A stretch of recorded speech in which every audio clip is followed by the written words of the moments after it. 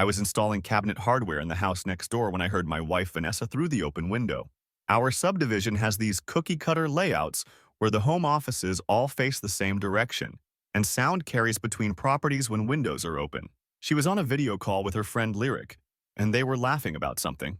I kept working on the cabinets, half listening, until I heard my name. Vanessa told Lyric I was a walking failure who'd been starting businesses for 8 years while making less than her intern. Lyric cackled and asked if I was at least good-looking, and Vanessa snorted that I was pretty useless.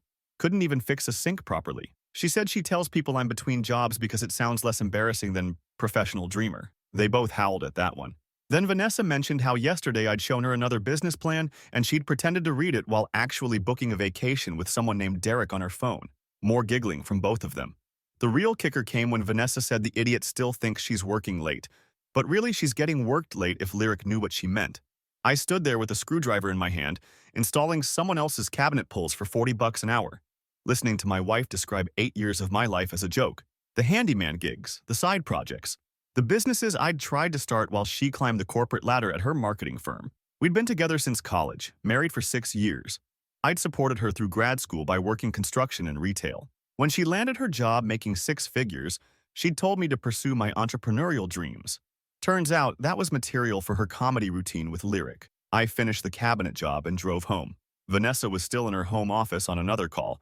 This one actually work-related based on the corporate speak coming through her door. I went to my own office, the spare bedroom where I ran my small contracting business, and started thinking. 8 years of marriage. But the house was in my name only. My grandfather had gifted me the down payment before he died.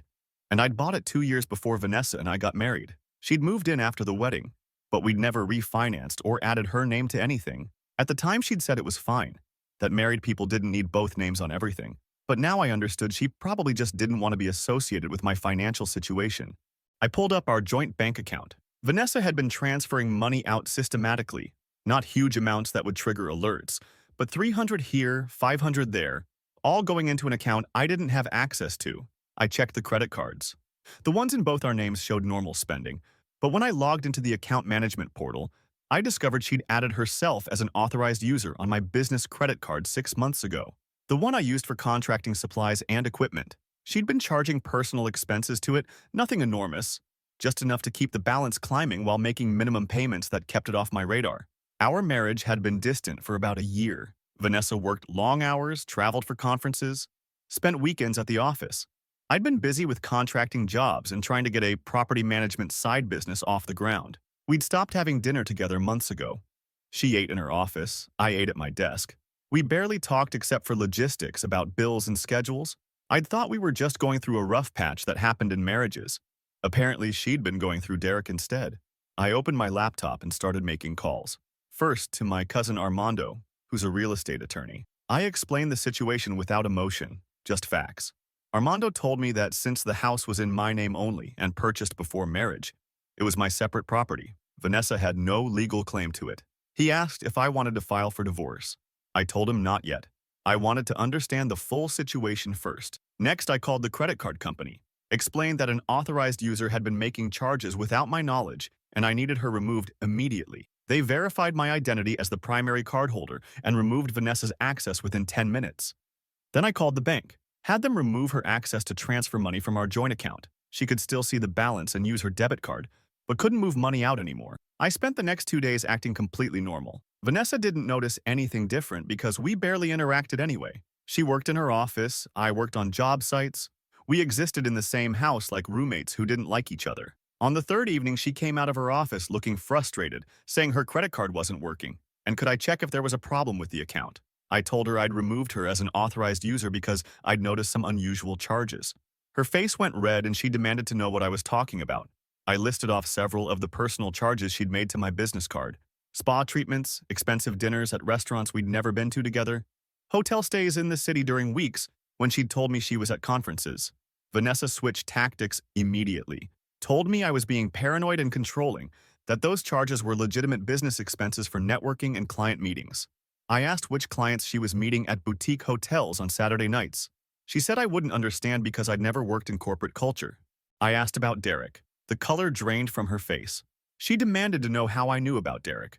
I told her I'd overheard her Zoom call with Lyric 3 days ago while working next door. She tried to explain that Derek was just a work colleague and Lyric had misunderstood her joking around. I recounted the entire conversation word for word, including the part about getting worked late and me being too stupid to notice.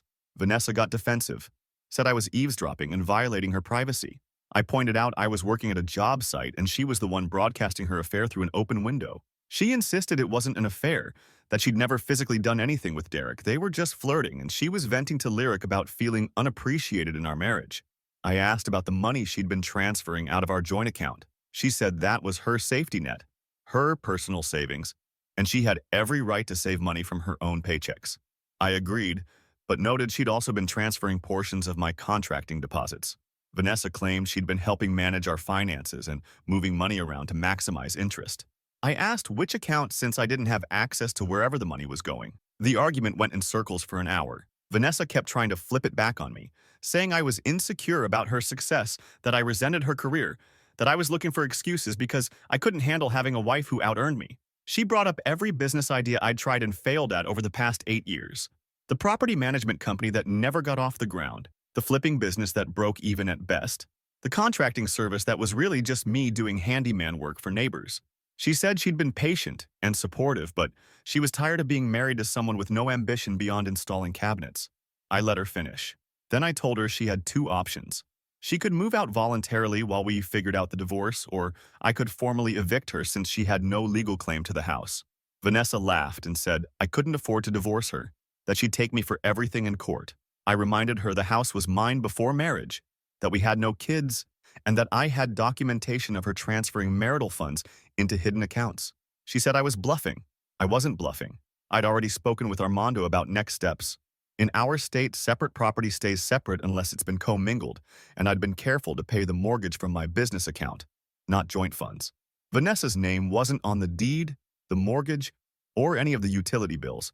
She'd been living in my house for 6 years as my wife, but legally she was more like a long-term guest.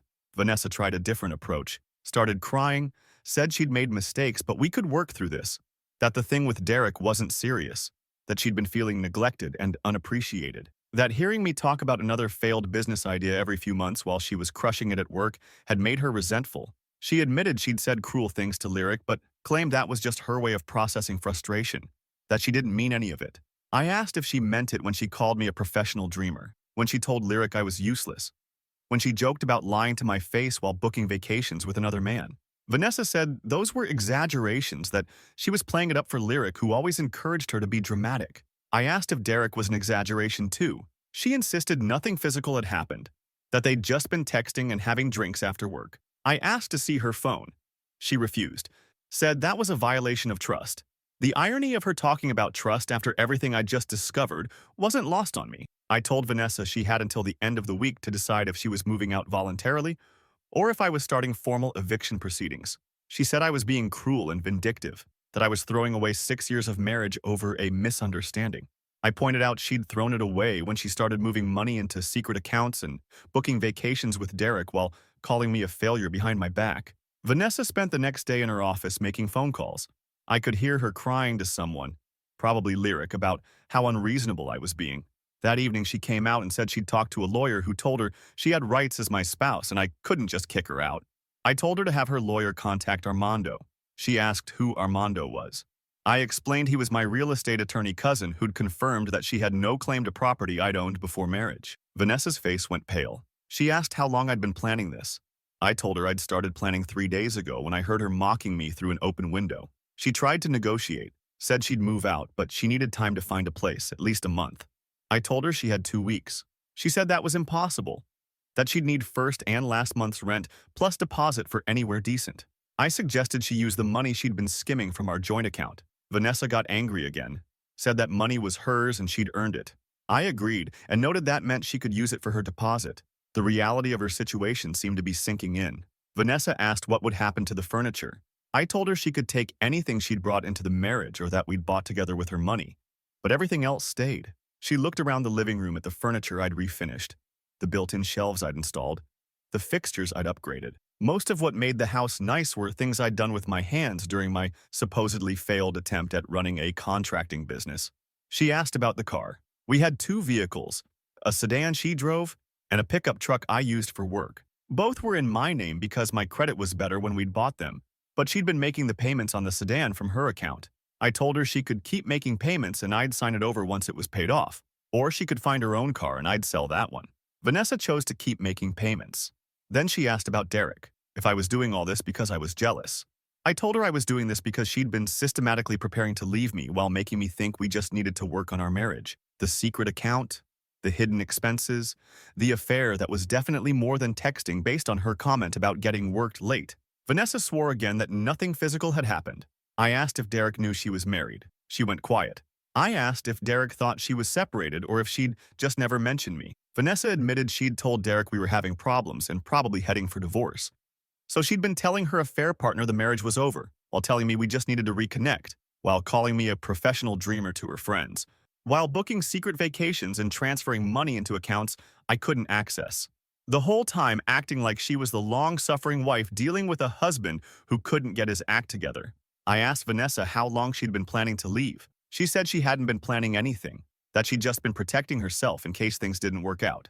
I asked what things specifically. She said in case my businesses kept failing and we ended up in financial trouble.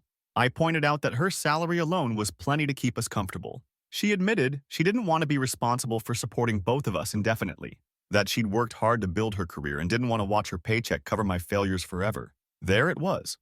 The real issue wasn't that I'd tried and failed at businesses.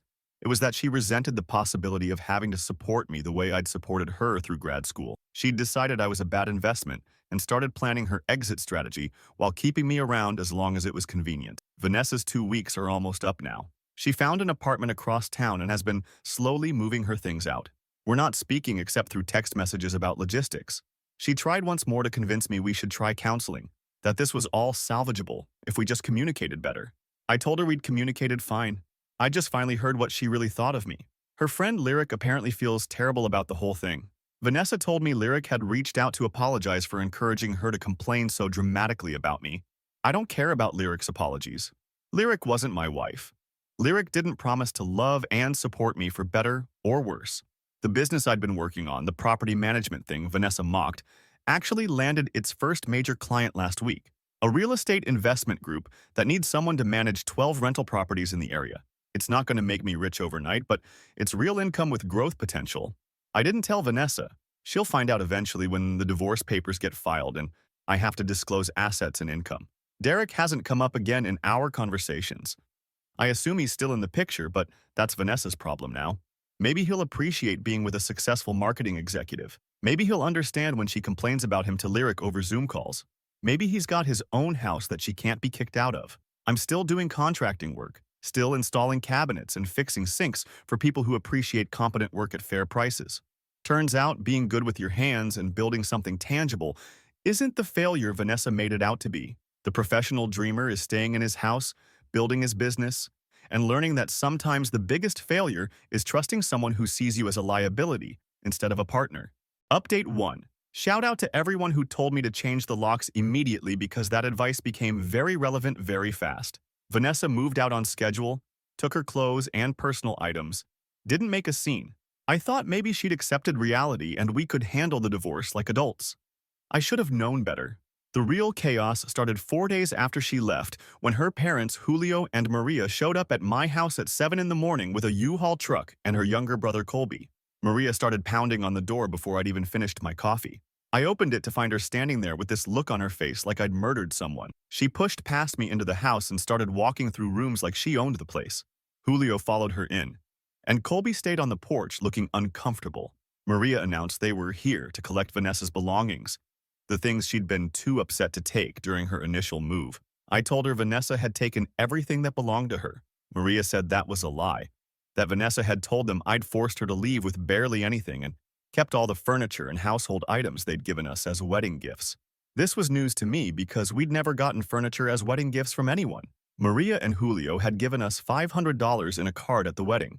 Everything in the house I'd either owned before marriage, bought myself, or built myself. I explained this to Maria. She called me a liar and said Vanessa had shown her photos of furniture that belonged to their family. I asked to see these photos. Maria pulled out her phone and showed me pictures of our dining table, the coffee table in the living room, and the bedroom dresser. I told her I'd built all three of those pieces myself, using materials I'd bought with my own money from my contracting work. Maria said Vanessa told her I was claiming credit for things her family had provided. Julio finally spoke up and said they just wanted what belonged to Vanessa, so everyone could move on. I told him Vanessa was welcome to come back with a list of specific items she believed were hers, and we could discuss it.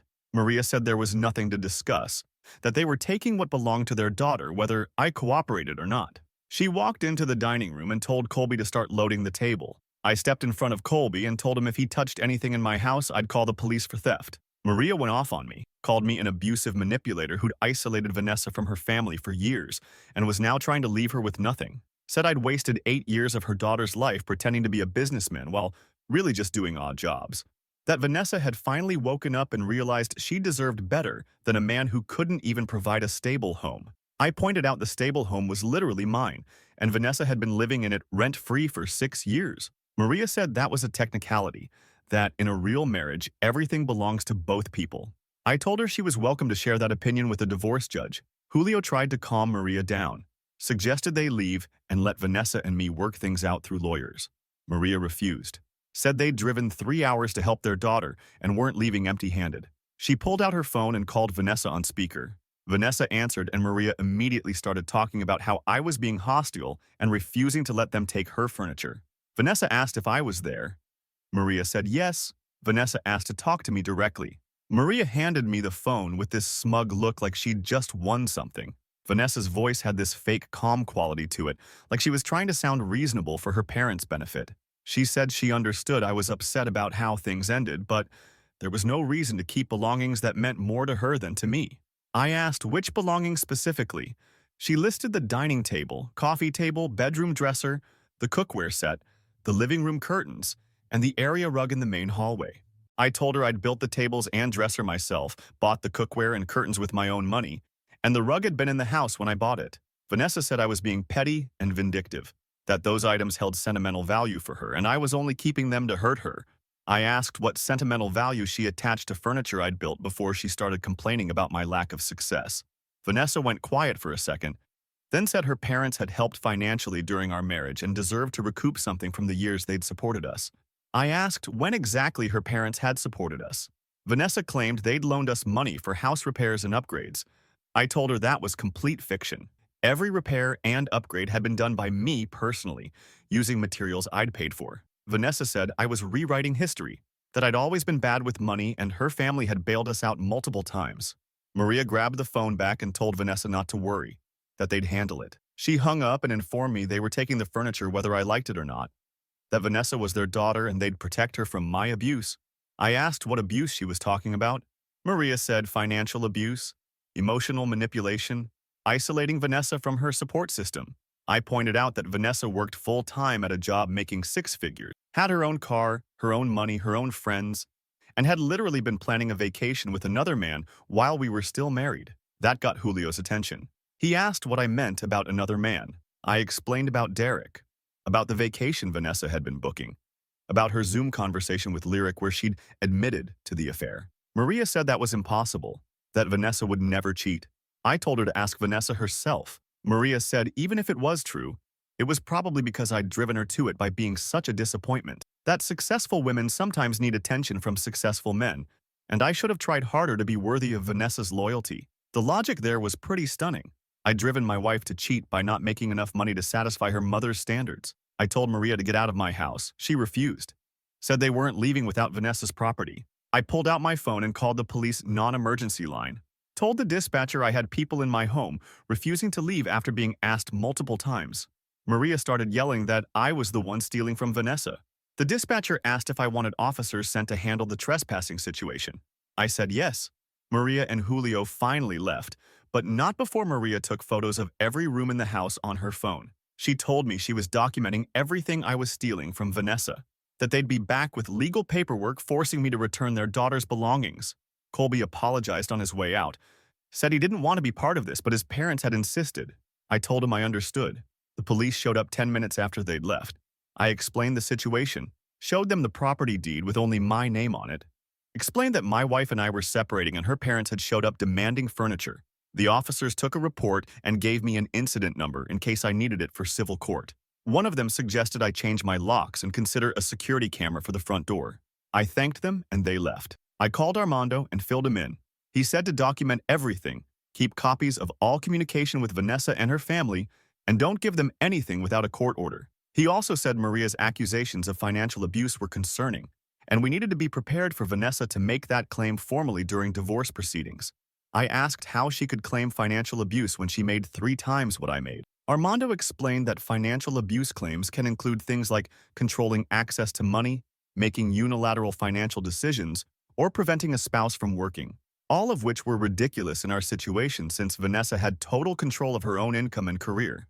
But it made sense as a strategy. If Vanessa could paint herself as a victim of abuse, she might have a better case for getting some equity in the house or claiming she'd been coerced into not having her name on the deed. It was completely false, but it would create problems for me. I spent that afternoon installing a doorbell camera and changing all the locks.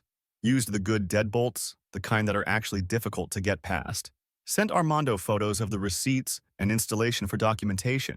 Then I went through the house and photographed every piece of furniture, every fixture, every upgrade I'd done. Created a detailed spreadsheet with dates of purchase or construction, costs, and sources of funds.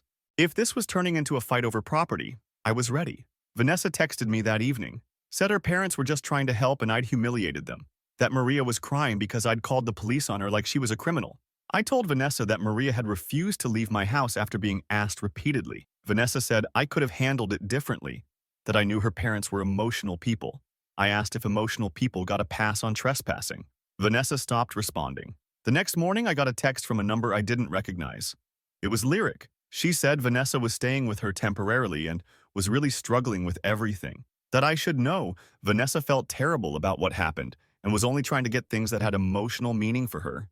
I asked Lyric how she'd gotten my number. She said Vanessa had given it to her. I told Lyric that Vanessa was welcome to communicate with me directly about property division through our attorneys.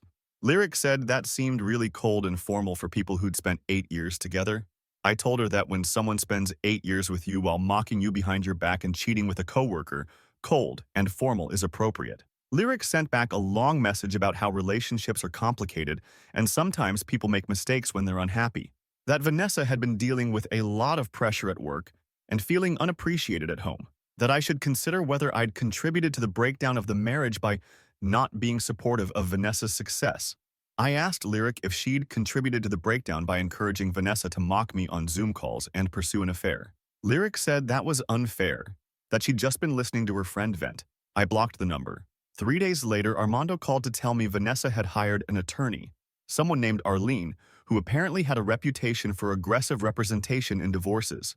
Arlene had sent a letter demanding I preserve all marital property and cease making any unilateral decisions about assets.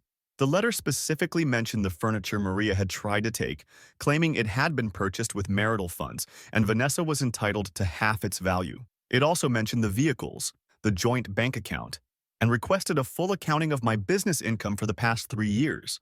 Armando said this was standard opening positioning in a divorce, designed to stake out a strong claim and make me worried. He drafted a response explaining that the house and its contents were my separate property acquired before marriage, that Vanessa had no legal claim to any of it, and that I'd be happy to provide business income documentation as required by court. He also noted that Vanessa had been systematically transferring money from our joint account into a separate account for months, and we'd be seeking an accounting of those funds. The back and forth continued over the next week. Arlene sent another letter claiming Vanessa had contributed to improvements on the house during the marriage and was therefore entitled to reimbursement for increased equity. I sent Armando documentation showing every improvement had been done by me personally, using materials purchased with my business funds, no labor costs involved. Arlene sent a third letter claiming Vanessa's emotional and domestic contributions to the marriage entitled her to compensation regardless of whose name was on the deed. This is where it gets interesting. Armando asked me to document what domestic contributions Vanessa had actually made during our marriage. I started making a list. In the last 3 years of our marriage, Vanessa had worked 60-hour weeks and traveled frequently. I'd been the one doing laundry, grocery shopping, cooking most meals, handling all home maintenance and repairs. Vanessa had paid for a cleaning service to come twice a month, but otherwise her domestic contributions were minimal. She'd been too busy building her career to contribute much at home. I sent Armando the list along with bank statements showing I'd paid for groceries and household supplies from my account, credit card statements showing the cleaning service was charged to her card as one of her few domestic expenditures. Armando said this was helpful, that it contradicted Arlene's narrative of Vanessa as a supportive homemaker entitled to compensation. Then, Vanessa's strategy shifted. Arlene sent a letter requesting documentation of the property management business I'd mentioned starting. Wanted to know the client list, contract values, projected income. Armando said we had to provide this information as part of the divorce discovery process. I sent him copies of my contract with the real estate investment group, showing I'd been hired to manage 12 properties starting next month for a monthly fee. It was good money, would basically double my income, but it wasn't the gold mine Arlene seemed to be hoping for. What concerned me was how Vanessa knew about the property management contract. I hadn't told her about it. She'd moved out before the deal was finalized. That meant either she'd been monitoring my business accounts somehow or someone had told her. I checked my email and found that I'd gotten an automated notification about the contract signing sent to my personal email account the same day Vanessa moved out. She must have still had access to my email on her phone or computer. I changed all my passwords immediately. Email, bank accounts, business accounts, everything. Set up two-factor authentication on anything that allowed it. Called my business bank and asked them to verify that Vanessa didn't have any access to the account. They confirmed she'd never been an authorized user. Then I called the real estate investment group and gave them a heads up that I was going through a divorce and to verify my identity on any communications about our contract. They appreciated the warning. Armando filed the formal divorce petition, listed the grounds as irreconcilable differences with supporting detail about Vanessa's affair with Derek, requested division of property according to separate property laws, with the house and all its contents going to me. Requested Vanessa return any marital funds she'd transferred to her separate account. Requested attorney fees because this whole mess was her fault. Vanessa's response came through Arlene 2 weeks later. Denied the affair. Claimed Derek was a work colleague and any friendship they had was purely professional. Denied transferring marital funds inappropriately. Claimed she'd been saving money from her own paychecks, which she was entitled to do. Requested 50% of the increase in house value during the marriage, 50% of my business assets including the new property management contract, and spousal support because she'd sacrificed career opportunities to support my entrepreneurial efforts. That last part made me laugh. Vanessa had sacrificed exactly nothing for my business attempts. She'd worked consistently at her high-paying job while I'd scraped together side hustles and contracting work. If anything, I'd sacrificed stability by trying to build businesses instead of just getting a regular job somewhere. Armando said we needed to respond to each claim methodically. He drafted a detailed rebuttal, showing the house value had actually decreased during our marriage due to a market downturn, so there was no equity increase to split. Showed that my business assets consisted of tools and equipment I'd owned before marriage, plus a single new client contract that represented future income, not current assets. Showed that I'd supported Vanessa through graduate school financially before we got married. So if anyone had sacrificed career advancement, it was me. The spousal support request was going to be the biggest fight. In our state, spousal support is based on need and ability to pay. Vanessa made triple my income and had no demonstrated financial need. But Arlene was arguing that Vanessa had become accustomed to a certain lifestyle during the marriage that she couldn't maintain on her own salary alone. Armando said this was absurd, given that Vanessa's salary by itself was more than our combined income had ever been, but we'd have to prove it in court. We're scheduled for a preliminary hearing next month. Armando thinks the judge will throw out most of Vanessa's claims quickly once the financial documentation is reviewed. But he warned me that Arlene has a reputation for dragging out divorces and making them as expensive as possible for the other side, that this could take months even though it should be straightforward. In the meantime, Vanessa's apparently telling everyone who'll listen that I'm stealing from her and that she's struggling financially. Lyric posted something vague on social media about supporting friends through abusive situations. I didn't respond to it, but several people who know both of us reached out to ask what was happening. I kept it simple, said Vanessa, and I were divorcing, and there were disagreements about property that were being handled legally. The property management job starts in 2 weeks. I've been doing prep work, creating systems for tracking maintenance, requests, and vendor schedules. The real estate investment group has been happy with my organization so far. One of them mentioned they might have more properties coming available if this first batch goes well. It's the kind of opportunity I'd been working toward for years. Vanessa wanted me to be a failure so badly that she missed watching me actually build something real. The professional dreamer is about to have a legitimate business with steady income and growth potential. And she's going to be paying her own lawyer to fight over furniture I built with my own hands in a house she never owned. Update 2. Quick recap for anyone new. Wife mocked me on Zoom. I kicked her out of my house. Her parents tried to steal furniture. Now we're divorcing and she's claiming I'm abusive. The preliminary hearing got moved up because Arlene, Vanessa's attorney, filed an emergency motion claiming I was disposing of marital assets. Apparently, Vanessa had driven by the house and seen me loading furniture into my truck. What she'd actually seen was me delivering a custom bookshelf to a client, but Arlene spun it as me secretly selling off household items to hide assets from the divorce settlement. Armando was furious. He filed a response with photos showing the bookshelf was a commissioned piece for a paying customer, included the client's work order and payment receipt, and requested sanctions against Arlene for filing a frivolous emergency motion. The judge agreed it was frivolous but didn't impose sanctions, just warned both sides to communicate better. The hearing got rescheduled for 3 weeks out. 2 days after that, I got a call from the real estate investment group. The guy who'd hired me, Bryson, said someone had contacted their office asking questions about my background and reliability. A woman claiming to be concerned about my mental stability and whether I was fit to manage their properties. She'd told their receptionist I'd been displaying erratic behavior and had a history of failed business ventures. The receptionist had taken her name and number. It was Vanessa. Bryson wanted to know what was going on. I explained I was going through a divorce and my wife was apparently trying to sabotage my new job. He appreciated the honesty and said as long as I kept performing well, they weren't concerned about personal drama. But he wanted me aware that she'd made contact. I thanked him for the heads up and immediately called Armando.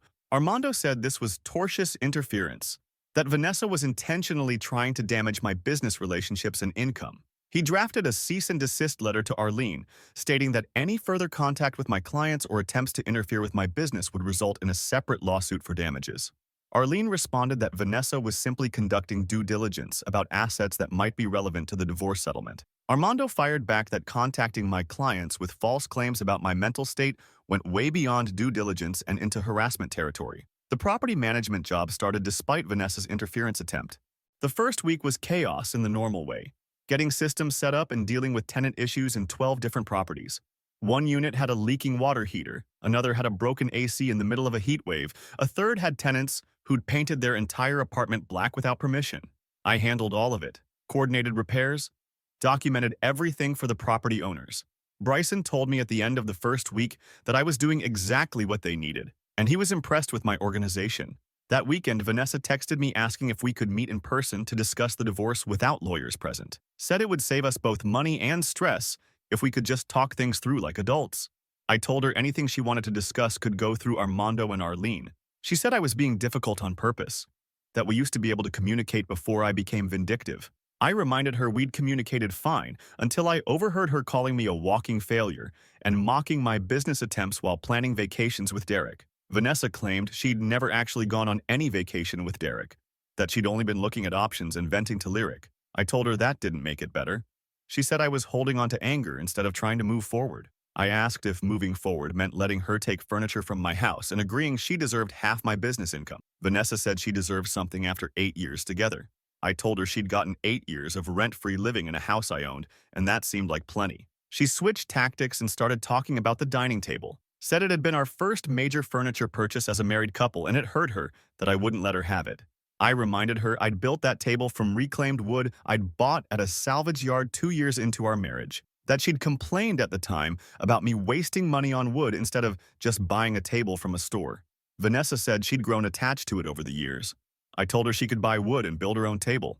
Then she brought up the coffee table and admitted something interesting. She said she'd promised Derek he could have it for his apartment, that she'd told him weeks ago she was leaving me and would bring furniture from the house when she moved out, that he'd been expecting the coffee table specifically because she'd sent him photos of it. So this whole fight about furniture wasn't even about sentimental value for Vanessa. She'd been promising my belongings to her affair partner before she'd even moved out. I asked how long she'd been planning to leave. Vanessa said she'd been thinking about it for almost a year, that the Zoom call I'd overheard wasn't the first time she'd vented to Lyric about me, that she'd been documenting my failed business attempts and lack of income for months in case she needed it for divorce proceedings. She'd literally been building a case against me while still living in my house, still sleeping in my bed, still pretending we were working on our marriage. I asked about the money she'd been transferring to her separate account. Vanessa finally admitted she'd been preparing for the divorce financially, setting aside money so she'd have funds to move out and hire an attorney. I asked why she hadn't just told me she wanted a divorce instead of sneaking around and setting up Derek as her backup plan.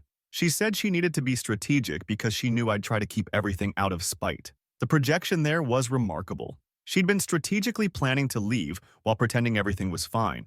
But somehow I was the spiteful one for not wanting to hand over furniture to her affair partner. I told Vanessa this conversation was over and she should talk to her lawyer. She said I'd regret not settling this reasonably. I asked what she thought reasonable meant. She said giving her the furniture she wanted, agreeing to split any future income from my property management business, and acknowledging that her contributions to our marriage entitled her to compensation. I told her she'd contributed 8 years of contempt and an affair. She said the affair wasn't real, that nothing physical had happened with Derek. I asked if Derek knew nothing physical had happened or if she'd been leading him on too. Vanessa got quiet and then admitted she'd been intimate with Derek a few times, but it didn't mean anything. So she'd been lying about the affair the entire time to me, and apparently to her lawyer since Arlene's response had denied any affair occurred. I asked when it started.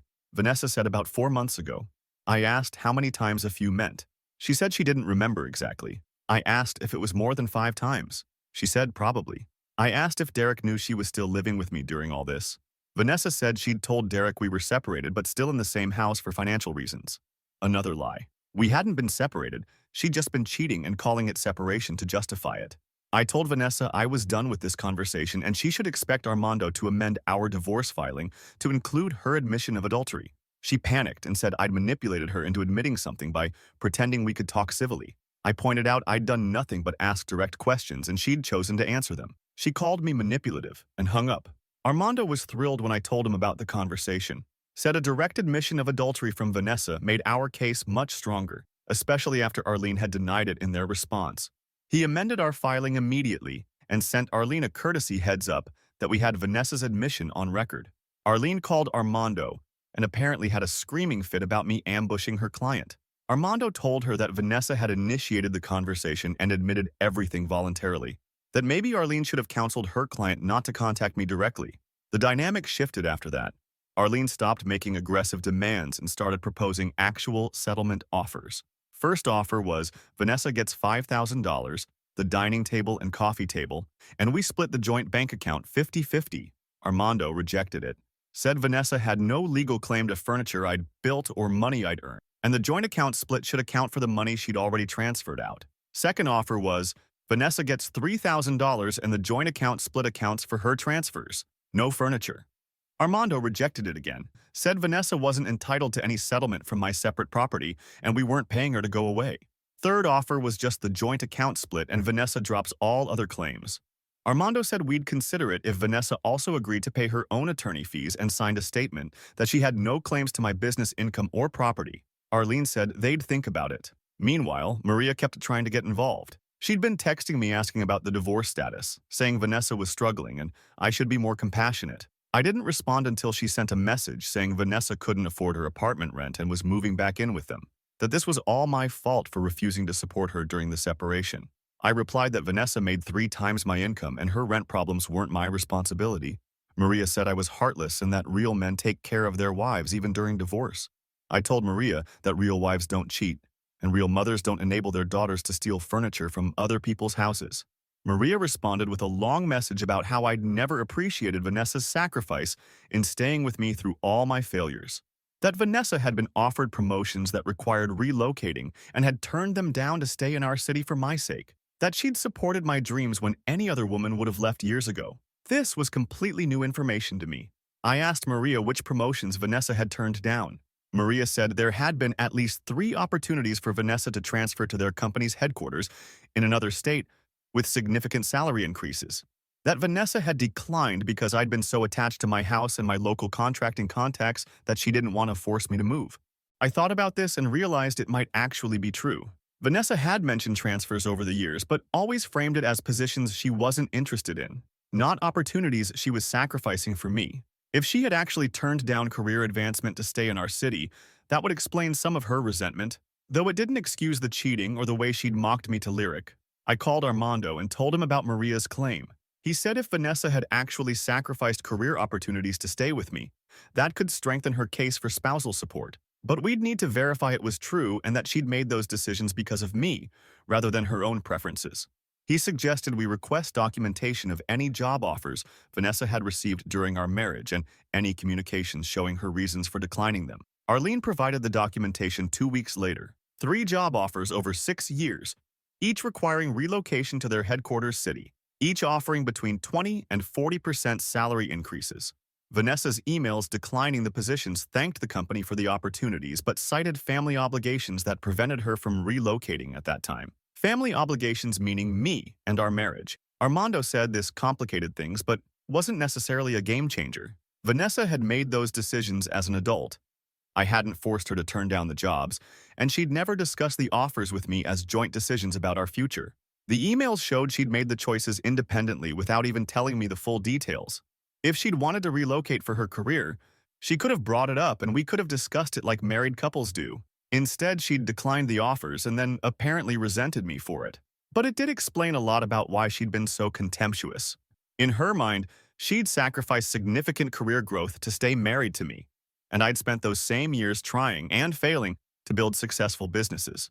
She'd watched her earning potential get limited while I wasn't even maximizing my own income. From her perspective, she'd made sacrifices that I'd never appreciated or reciprocated. From my perspective, she'd made decisions without involving me and then held them against me. If those job offers had been important to her, she should have told me about them. We could have discussed whether relocating made sense, whether the salary increases were worth leaving the house and my business contacts, whether our marriage was strong enough to survive a major move. Instead, she'd decided unilaterally to turn them down, and then used her secret sacrifices as justification for treating me like garbage. The preliminary hearing finally happened. Judge reviewed all the documentation and made some initial rulings. The house and its contents were confirmed as my separate property with no claim from Vanessa. The joint bank account would be split 50-50 after accounting for the transfers Vanessa had already made to her separate account. My business income was my separate income and not subject to division. Vanessa's request for spousal support was denied because she had no demonstrated financial need. Arlene tried to argue about the career sacrifices Vanessa had made. The judge said those were personal decisions Vanessa had made as an adult and didn't create an obligation for me to compensate her. That if she'd wanted the marriage to be a factor in her career decisions, she should have involved her spouse in those decisions. The judge also noted that Vanessa's affair undermined any claim that she'd been acting in the best interests of the marriage during the time period in question. Vanessa was sitting in the courtroom looking like she couldn't believe what was happening. She'd apparently convinced herself that the judge would see things her way, that her sacrifices and my failures would add up to some kind of settlement in her favor. Instead, the judge had looked at the facts and determined she was entitled to basically nothing beyond her half of a depleted joint account. After the hearing, Vanessa tried to approach me in the courthouse hallway. Armando blocked her and said all communication needed to go through attorneys. Vanessa talked around him, said she couldn't believe I was really going to leave her with nothing after 8 years. I told her she was leaving with exactly what she'd brought to the marriage plus half the joint account. She said that wasn't fair, that marriage was supposed to be a partnership. I said partnerships require honesty and loyalty, neither of which she'd provided. Arlene pulled Vanessa away before she could respond. I could hear Vanessa crying as they walked toward the elevators. Part of me felt bad for her.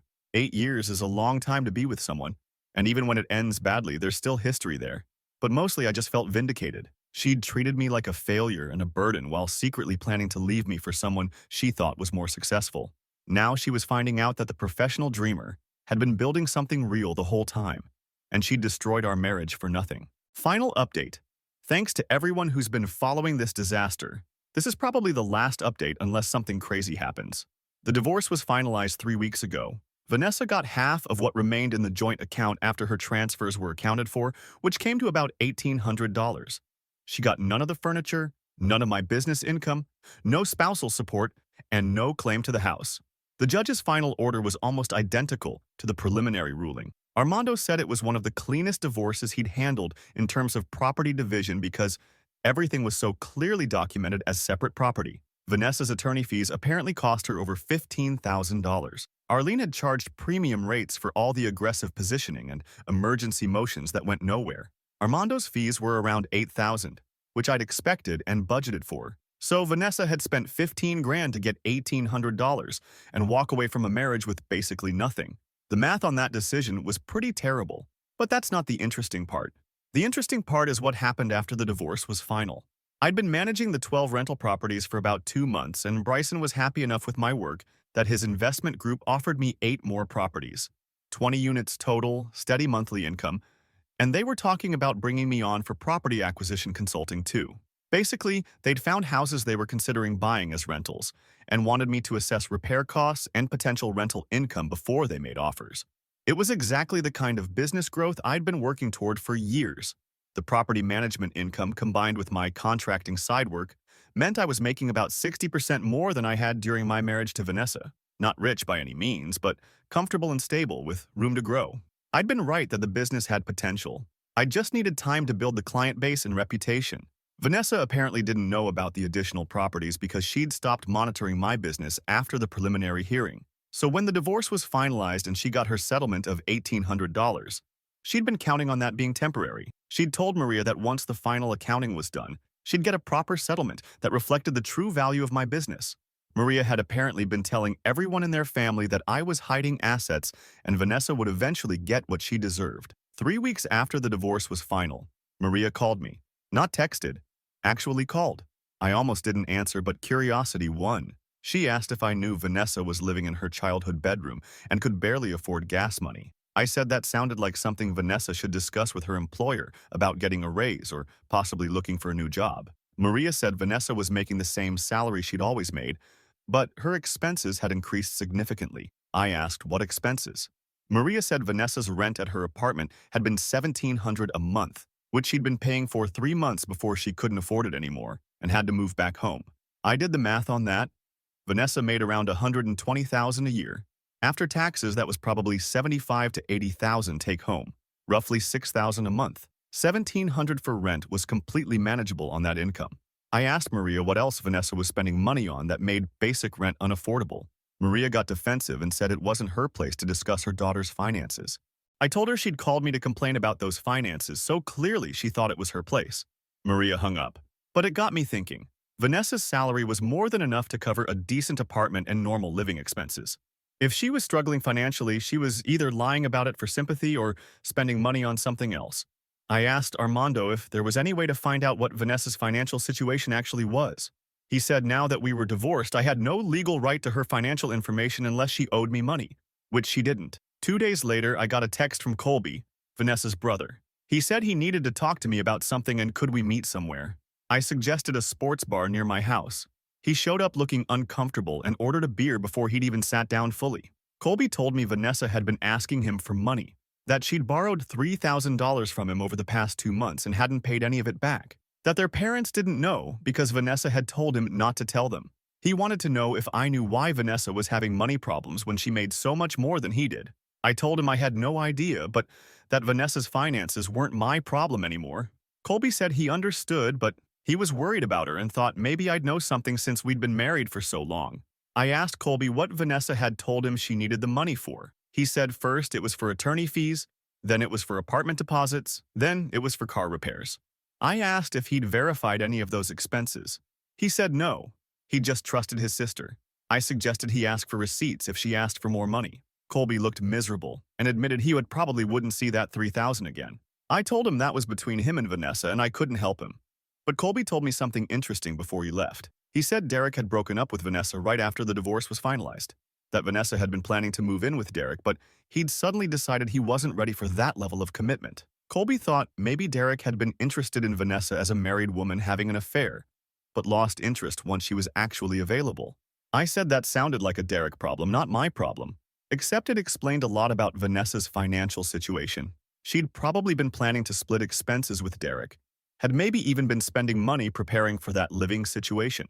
When Derek backed out, she was stuck with expenses she'd committed to and no backup plan. The apartment she couldn't afford was probably supposed to be their shared place. The real vindication came about a week later when I ran into Lyric at a grocery store. She saw me first and tried to avoid me, but I was blocking the aisle she needed. She eventually just walked past with her head down.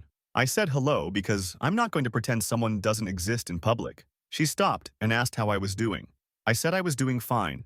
Business was growing. Life was good. She said that was nice and tried to keep walking.